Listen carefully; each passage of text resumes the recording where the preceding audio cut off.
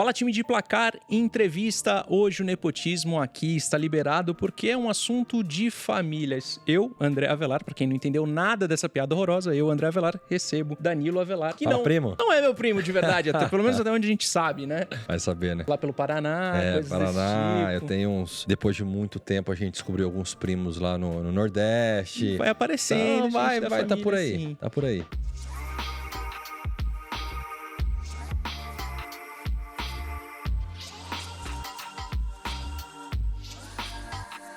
Danilo, obrigado. Tá aqui no Placar Entrevista, é uma honra falar com você. 35 anos, aliás, você é meu primo, eu sou mais velho. Tá certo. Bom? Perfeito. Só pra deixar em ordem as coisas Legal. aqui. 35 anos de aposentado, cara. Uhum. Olhando assim, você tá no shape pra jogar bola ainda. Você poderia ter jogado mais. Mas a impressão que eu tenho, por favor, me corrija se estiver errado. Parece que você não quis mais, cara. Cara, é engraçado, né? Porque, lógico, eu tive um laço muito forte, né, com o Corinthians. E o Corinthians, né, não vem numa situação bacana. E a torcida fica me cobrando muito. E pela primeira vez, a torcida cobra pra eu voltar. Que geralmente cobrava ou pra sair, porque falava que eu era ruim. Ou porque ficava feliz que eu fazia um gol. Agora estão pedindo pra voltar. Volta, pelo amor de Deus, não sei o que. Então, assim, parei por alguns motivos, não pessoais, não forçados. Era realmente... Eu me preparei pra isso, né? E não foi de uma hora pra outra. Eu, quando tava com 30 anos de idade, eu já tinha em mente que com 35 eu iria fazer uma transição de carreira interessante. Assertivo ou não, a gente vai descobrindo. Mas que ela fosse bem concretizada e bem realizada. E as coisas foram caminhando.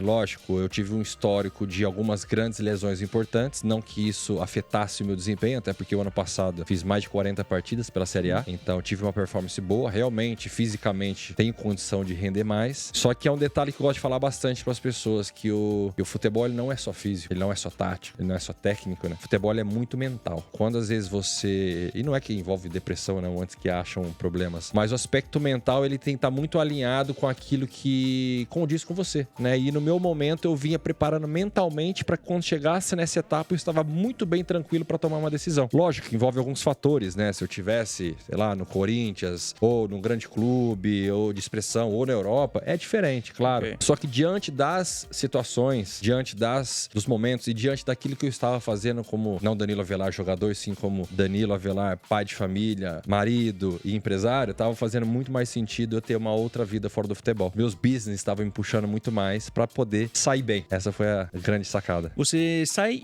por cima ainda. Tava jogando no Atlético, no América Mineiro, perdão, e com propostas. Acredito que você poderia ou ficar no América Mineiro ou até ter outras propostas. Alguns clubes pintaram e te chamaram a atenção pra isso? Olha, eu fiquei bem feliz com o que apareceu, porque foi a primeira vez na minha carreira que eu pude tomar as minhas decisões. Por quê? Porque eu tinha um contrato com um antigo empresário, né, até outubro, novembro, e eu decidi, do ano passado, seguir sem ninguém para ver o que de fato aparecia. Até para começar a ter uma proximidade com esse meio, com empresários, diretores direto, que é algo que eu venho construindo. E eu fui muito feliz porque eu recebi, assim, feliz no sentido, né, eu recebi respostas que eu queria escutar de grandes clubes com interesse, travou em algumas situações burocráticas, outras por questões, enfim, de escolhas, mas eu tive aproximadamente 10 propostas, né, entre Série A e Série B. Não que eu descartasse todas porque eu não queria ou não, mas é que eu tinha colocado algumas metas e propósitos na vida relacionadas ao futebol. E como não aconteceu aquilo que eu queria, eu não queria ser ingrato ou não queria me comprometer com algo que eu não ia poder entregar. Por exemplo, se eu aceitasse uma proposta de um time que não estava no meu pensamento, talvez não iria me entregar 100%. E foi que eu falei pros presidentes que me ligaram, pros diretores que me ligaram, eu falei, cara, eu agradeço, mas eu tô com outra mentalidade e se eu for aceitar, eu não vou entregar 100%. E eu não acho justo com que você me contrate, me pague pra não entregar 100%. Porque eu quero outra coisa, tá claro. Foi mais ou menos isso. Então, assim, foram aparecendo várias propostas que talvez se eu estivesse com um empresário, eu não sei se chegaria tantas propostas assim. Talvez chegaria na primeira e eu aceitasse. Tá tudo bem. Então, eu quis me permitir pra ver até onde ia. E foi legal até onde foi. Tive grandes, né, clubes que tá até no topo da tabela, de interesse, de grandes negociações. Talvez, infelizmente, a minha minha posição, que é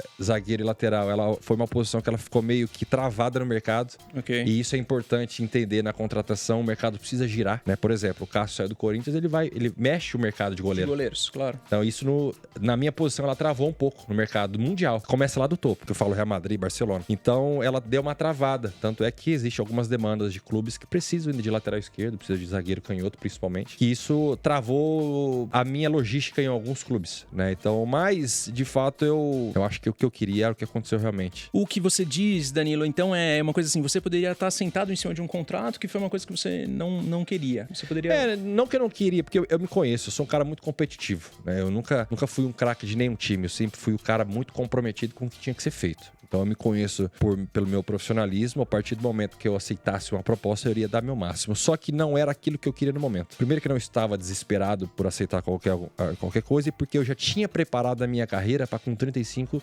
parar, desde que as coisas acontecessem fora do futebol. E graças a Deus tem acontecido. Foi um misto de várias coisas que de fato eu precisava tomar uma direção, né? O futebol, se eu aceitasse, poxa, eu ia fazer uma entrega boa? Talvez sim, mas talvez eu ia entrar numa rotina e eu não queria entrar numa rotina. Você entende que pode ser vir a ser uma tendência de jogadores se aposentarem cada vez mais cedo por essa competição exagerada, por essa rotina de treinamento, concentração, que a gente sabe que é uma coisa que cansa bastante. A gente teve agora o Thiago Alcântara com 33 anos se aposentando, por exemplo. O mundo do futebol é desgastante nesse nível, assim, de você falar, pô, 30 e poucos já deu pra mim. Cara, eu acho que sim, porque não é nem ingratidão, né? Porque a gente vê exemplos aí indo até os 40 anos e tá tudo bem. Só que eu acho que são perfis de cada um, né? Cada um tem um perfil para aquilo que enxerga. Tem uns que são extremamente apaixonados por futebol e tem outros que enxergam o futebol como trabalho. Eu sempre fui um apaixonado do futebol até o momento que eu virei profissional. Depois que eu virei profissional, eu entendi que o futebol é um trabalho como qualquer outra empresa, que eu preciso me comprometer, me entregar meu máximo, dar o meu melhor diante das condições que eu tenho e buscar um resultado. E tá tudo bem se não tiver um resultado. Assim como qualquer empresa, assim como qualquer pessoa que trabalha numa empresa, às vezes não consegue um resultado. Então eu fui muito obediente nas minhas obrigações como profissional. Tem uns que vão além. Existe às vezes uma paixão a mais, ou porque não tem uma outra atividade extra pra poder falar, cara, vou parar porque... Não vou parar, aliás, porque eu não sei o que eu vou fazer da vida. Eu preciso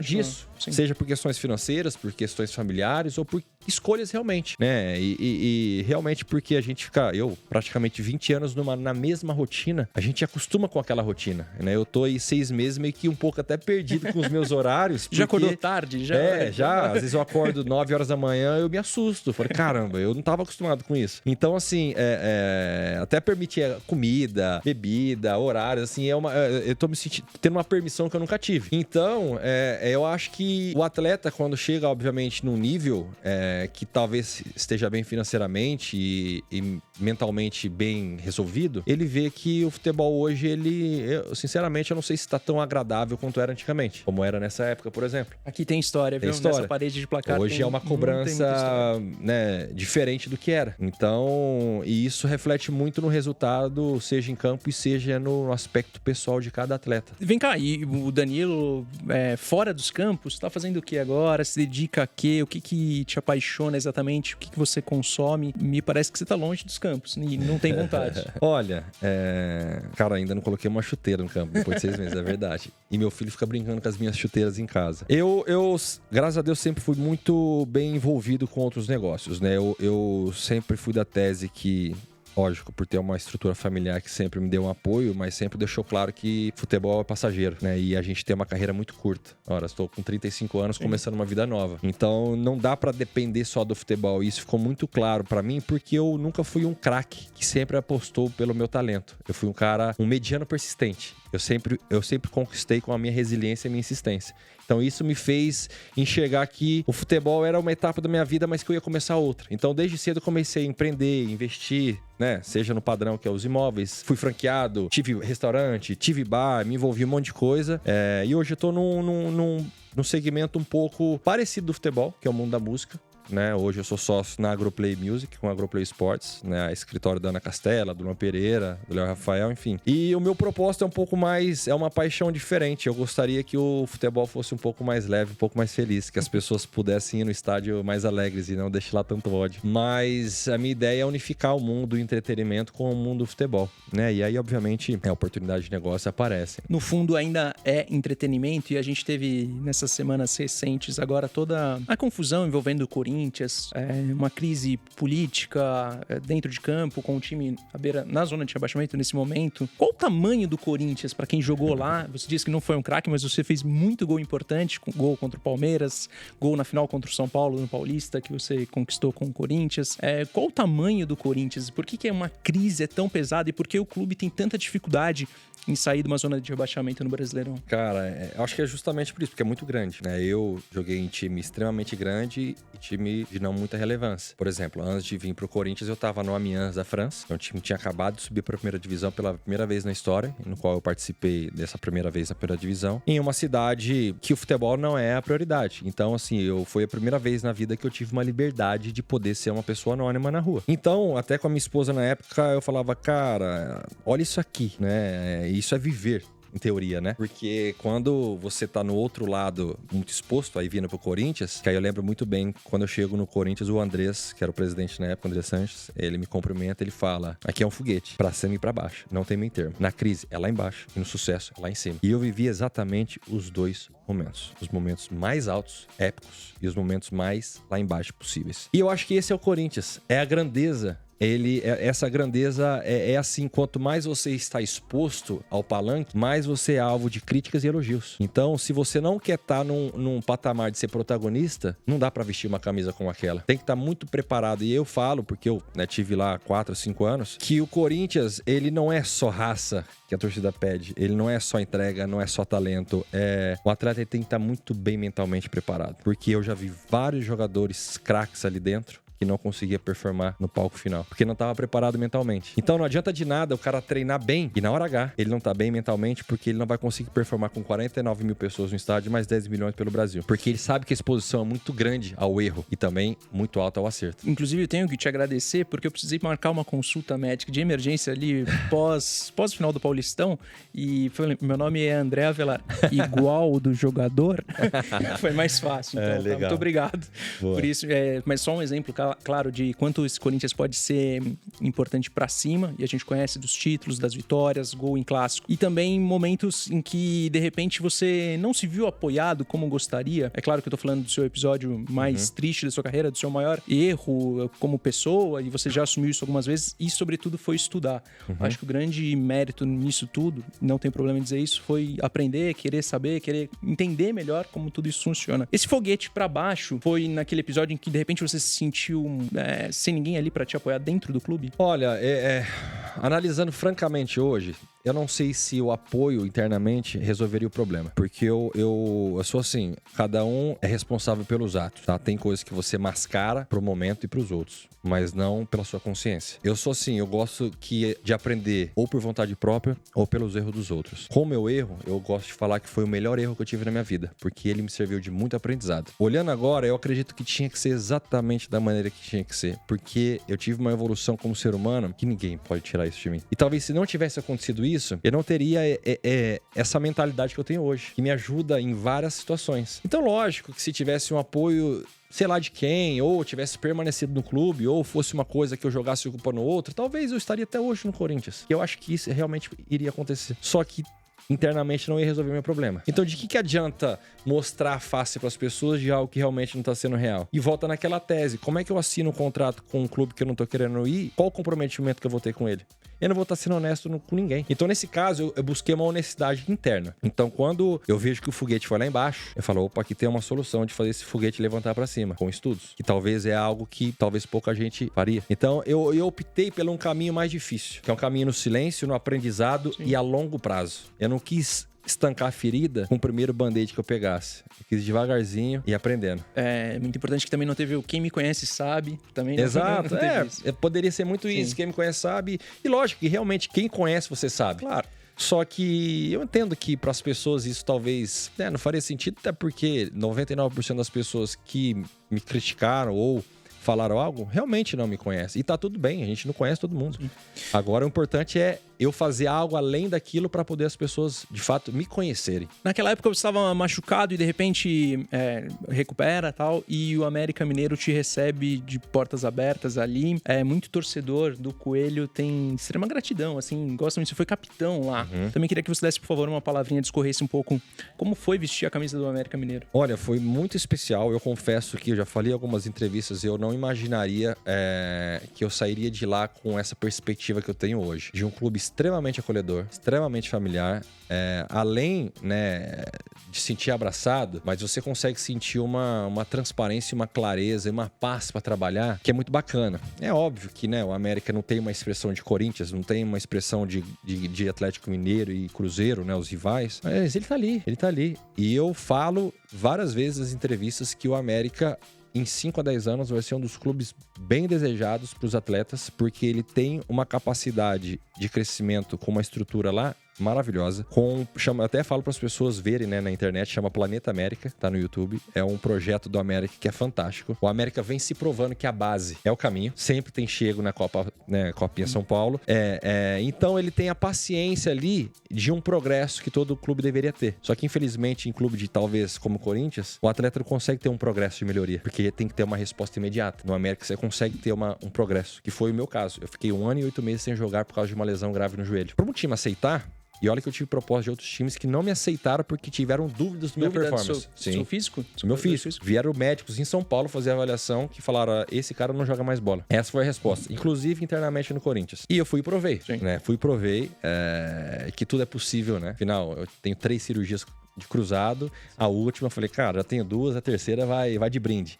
Então, assim, o América, ele é um clube muito especial, que me abriu minhas portas, né? Fui feliz, fui capitão, exerci uma função que foi além do campo, foi interno ali também de passar uma experiência. Eu sabia que os atletas gostariam de escutar o que eu tivesse para falar, para motivar eles, para usar como exemplo. Então, cara, eu fui extremamente feliz, tenho portas abertas, falo com todo mundo direto. Então é um clube que eu fui muito grato. Meu filho, inclusive, né, tem 3 anos. Foi ali que ele começou a ir pro campo comigo, né? Hoje eu falo, que time você torce? Ele fala América. Entender que o papai é jogador também, jogou na né? América, então ele fala que ele é América mesmo. Então, assim, é uma coisa bem especial, assim, essa é a verdade. Sobre família, tem mais uma prima vindo aí, então, né? Tem mais uma menininha, uma herdeira aí vindo aí, a Nina Avelar, chega dia 24. Agora de julho. Antes mesmo dos TikTokers montarem a sua seleção ideal, a Placar já fazia isso com o time dos sonhos. Legal. Com você aqui, eu vou ter que fazer esse pedido difícil, confesso. Às vezes o jogador jogou com tanta gente. Nossa. Eu tô enrolando aqui pra dar tempo de você pensar com quem você jogou. Com quem eu joguei? Com quem você jogou? Tá bom. Pode ser com quem você jogou, que você colocaria na sua seleção ideal, seleção de todos os tempos, por Danilo Avelar. Vamos lá. Vai me ajudando por posição. Cássio.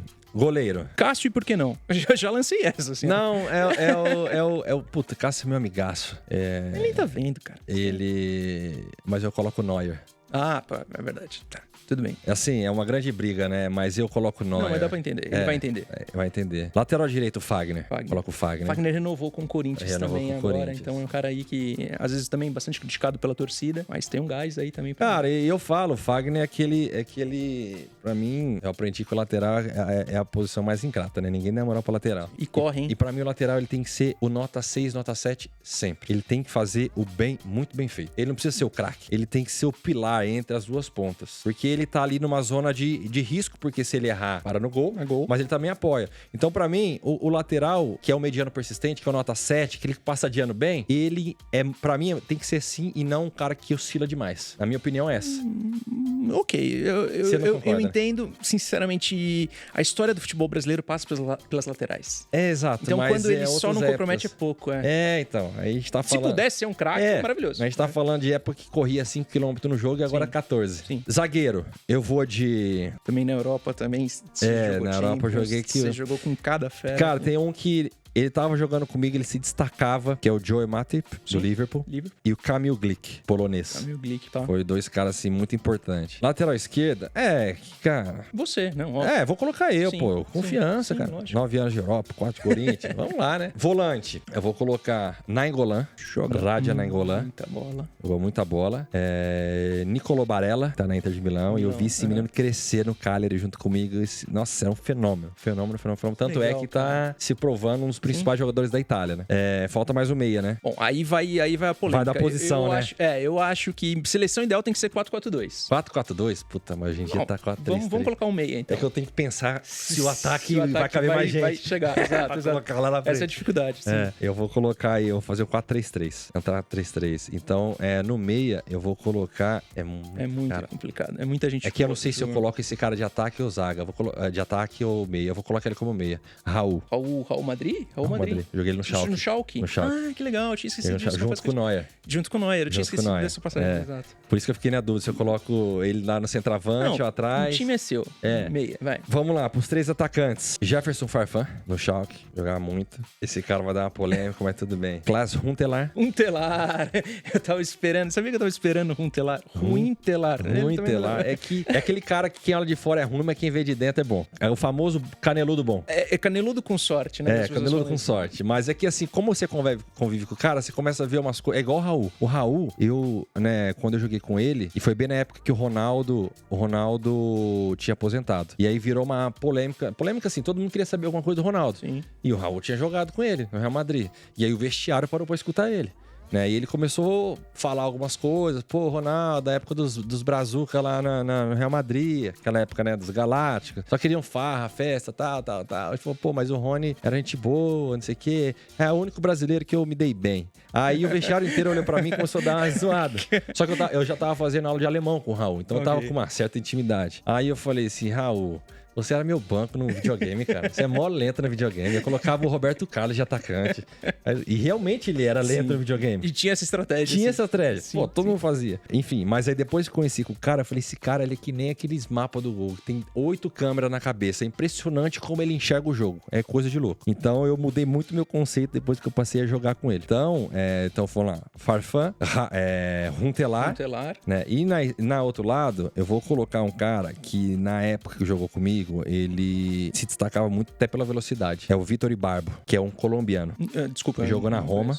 No Cagliari e na Roma. E ele foi considerado na época um dos caras mais rápidos do Brasil. Então eu joguei 3 anos com ele e ele jogava na minha frente, porque eu era lateral esquerdo, jogava na minha frente. Eu flutuei com ele. Porque as coisas funcionavam demais com ele. Porque tocava nele, eu só lançava e ele corria. Tocava, passava aí. Então, pra mim, foi um parceiro de equipe que me beneficiou demais. Tanto que eu fiz uma boa temporada e fui vendido pro Torino, né? Porque funcionou muito bem ali na ala, né? Então, acredito que foi os 11, né? Sim. Basicamente foi esse. Eu tentei técnico, buscar pode colocar um técnico também, se você quiser. Técnico? Eu vou colocar um cara que me ajudou muito a ter uma visão de jogo que eu nunca tive. Que, de fato, ele me explicou como se enxerga o futebol. O que o lateral faz. Porque muitos falam assim, vai lá e cruza, ou vamos fazer um 2, mas ninguém explicou o porquê dessas coisas. E é difícil o cara conseguir 30 pessoas explicar o porquê que cada um tem que fazer alguma coisa. Foi o Giampiero Ventura, um técnico italiano, inclusive foi italiano da Itália. Ele é adepto do 3-5-2, né? Que é onde foi a primeira vez que eu joguei com 3-5-2. Que o lateral, você vai pra frente, você tem muitas opções pra jogar. Então eu falei, nossa, que prazeroso jogar assim. Que tudo facilita o movimento do corpo, sempre tem um apoio. Então assim, clareou a minha mente. Tá muito fechado ao padrãozinho, né, de lateral. Sim. E ali me clareou muito a mente, me marcou muito. Então, foi um cara assim que, nossa, lógico, no Torino eu tive uma passagem muito curta, porque eu joguei 2 jogos e machuquei. Só que foi o suficiente para clarear a minha cabeça em respeito da parte tática do jogo. Podemos recapitular a seleção ideal de Danilo Avelar? Então, se a produção puder me cantar também, se estiver anotado aí, puder me ajudar. Neuer no gol, lateral direito, Fagner. Joe Matip. E o outro zagueiro? Glick. Danilo Avelar. É isso aí. Na lateral esquerda. Nainggolan de volante. Barella, que também sensação da Itália. E o Raul. E Raul Madrid no Schalke 04, fazendo a função de meia.